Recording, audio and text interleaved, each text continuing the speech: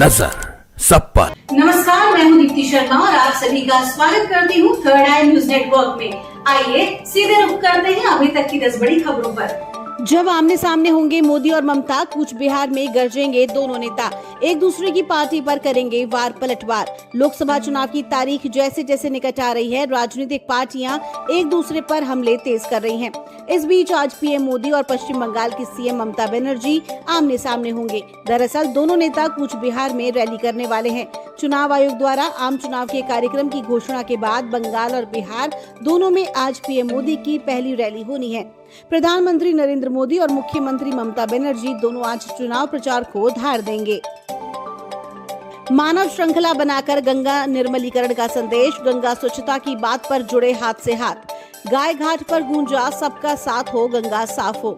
गुरुवार को नमामि गंगे वाराणसी महानगर के तत्वाधान में गाय घाट पर स्वच्छता अभियान चलाया गया।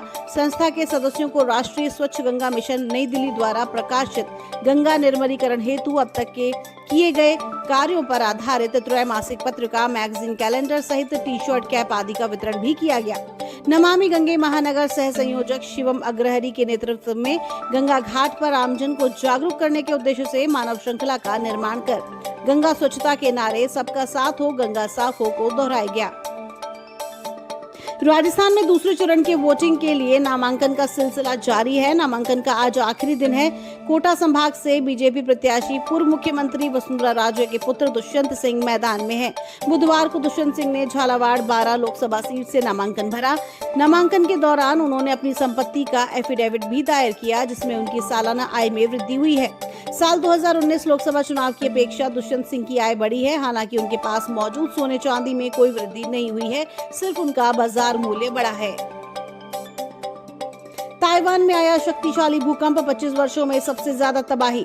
बुधवार को आए भूकंप में कई लोगों की जान चली गई और कई लोग अपने ही घर से बेघर हो गए और कितने ही लोग अपनों से बिछड़ गए। बचाव कर्मियों का दल इस तबाही में लापता हुए लोगों की खोज में जुट गया है। मिली जानकारी के अनुसार पिछले 25 वर्षों में ये ताइवान में सबसे शक्तिशाली भूकंप माना जा रहा है।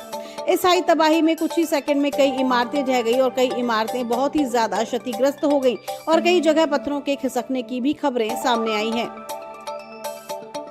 नौसेना ने मुंबई पुलिस को सौंपे समर्पण करने वाले 9 सोमालियाई समुद्री डाकू। पूर्वी सोमालिया में ईरानी जहाज FB अल कंबर को अपहृत करने वाले सभी 9 समुद्री लुटेरों को पश्चिमी तट पर लाकर मुंबई पुलिस को सौंप दिया गया। अरब सागर में ये घटना 29 मार्च को हुई थी, जिसमें भारतीय नौसेना ने समुद्री डकैती रोकने के साथ ही 23 पाकिस्तानी नागरिकों को बचाया था। बुधवार देर रात मुंबई लाए गए इन सोमालियाई लुटेरों के विरुद्ध अब आगे की कार्रवाई समुद्री कानून के तहत की जाएगी। प्रेमिका से शादी नहीं हो पाई, राजनीति में जबरदस्ती धकेले गए, राहुल गांधी पर बोली कंगना रनौत। हिमाचल प्रदेश की मंडी लोकसभा सीट से भारतीय जनता पार्टी उम्मीदवार कंगना रनौत ने कांग्रेस नेता राहुल गांधी पर जोरदार हमला बोला। कंगना ने कहा, राहुल गांधी महत्वाकांक्षी मां के पुत्र हैं, वो हालात के मारे हुए हैं। वो जिंदगी में कुछ और बहुत ही बेहतर कर सकते थे, लेकिन उनकी मां ने उन पर दबाव बनाया, इसलिए वो राजनीति में सफल नहीं हो पा रहे हैं। IPL 2024 KKR को जीत के बाद लगा बड़ा झटका, स्टार खिलाड़ी हुआ चोटिल, हो सकता है बाहर। IPL 2024 के 16वें मुकाबले में श्रेयस अय्यर की कोलकाता नाइट राइडर्स ने दिल्ली कैपिटल्स पर 106 रनों से बड़ी जीत दर्ज की। इस मैच में KKR के बल्लेबाजों का तूफान देखने को मिला। सुनील नरेन से लेकर रसेल और रिंकू सिंह तक ने दिल्ली के गेंदबाजों की जमकर पिटाई की। KKR की IPL 2024 में लगातार तीसरी जीत है। वहीं इस मैच को जीतने के बाद KKR को एक बड़ा झटका लगा है। टीम का स्टार खिलाड़ी चोटिल हो गया, जिसके बाद इस खिलाड़ी पर बाहर होने का खतरा मंडरा रहा है। बॉस हो तो ऐसा, जेके सीमेंट ने अपने कर्मचारियों को तोहफे में दी महिंद्रा XUV 700 और स्कॉर्पियो N। अक्सर बड़ी कंपनियां अपने कर्मचारियों को प्रोत्साहित करने के लिए तोहफे देती रहती हैं।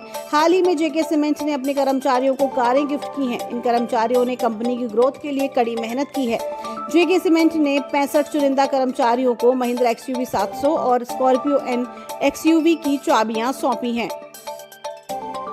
ज्वेलर्स ने 147 किलो के सोने से तैयार की रामचरितमानस राम मंदिर के गर्भगृह में रखी जाएगी। नई संसद में स्थापित ऐतिहासिक राजदंड सेंट गोल को डिजाइन और बनाने वाले चेन्नई स्थित वुमिडी बंगारू ज्वेलर्स ने एक भक्त के अनुरोध के बाद महाकाव्य रामचरितमानस को सोने से तैयार किया है। इसे 17 अप्रैल को पड़ने वाली रामनवमी पर राम मंदिर के गर्भगृह में रखा जाएगा।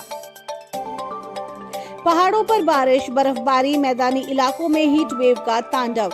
अप्रैल की शुरुआत के साथ ही मैदानी इलाकों में हीट वेव शुरू हो चुका है। इस बीच पहाड़ी इलाकों में तेजी से मौसम बदल रहा है।